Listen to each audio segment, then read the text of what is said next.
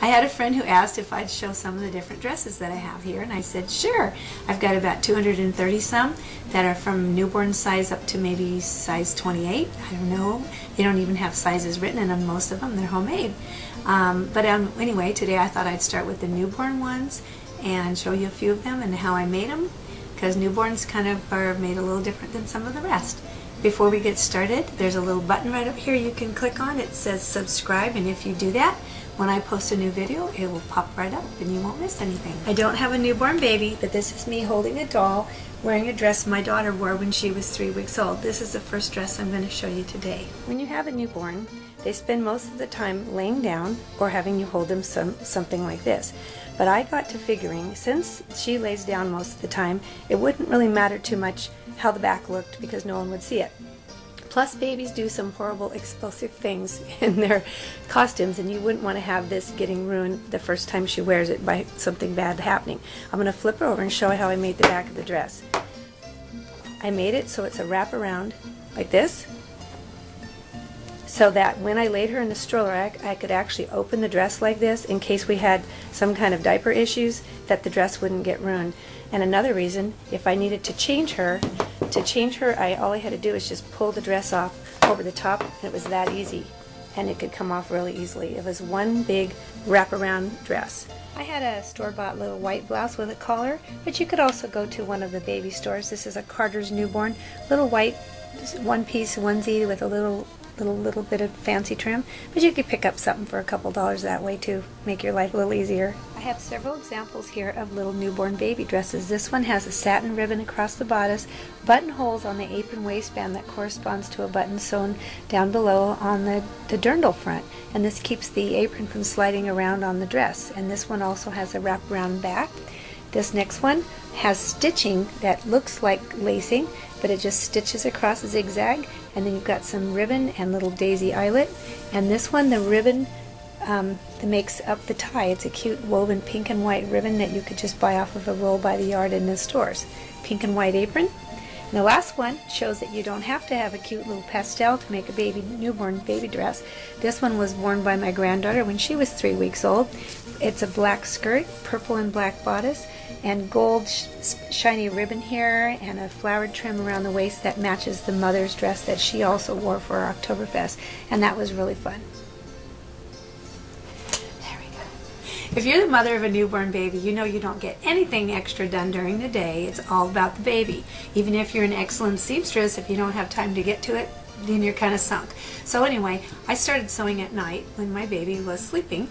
I pulled out the fabric left over from 2 dresses I'd made for the older sisters. And what I had used is something like this. This is a fabric that you can buy that has all sorts of designs that are kind of coordinating colors together. And I cut out some strips that I had liked of this.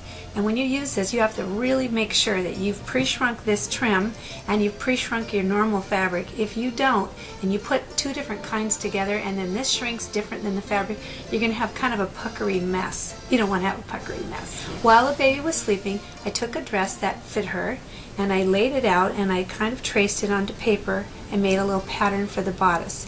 Then I cut the bodice out of this regular cranberry fabric. Then I laid my fabric trim on it that I wanted till I found it about how I wanted it to be, and I top stitched that on. And then after I got that done, the bodice was kind of done. I prepared my apron. My apron I made blue with another strip of fabric, kind of like how this would be. Sewed that on, got it already, matched the sisters. Everything's good.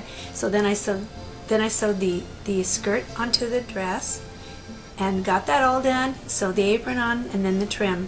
When the baby woke up in the morning, I tried the dress on, and I was really disappointed to find that the dress was about 2 inches too short. So I added 2 inches fabric here, but I didn't really feel like, I knew I should, but I didn't feel like taking this apart and making another apron and making it longer. I was rather exhausted, and so I just let it go as is. And I think it probably was the first day of Oktoberfest too, so there's no time to mess around. Okay, to the apron ties, they're each about 14 inches long on each side.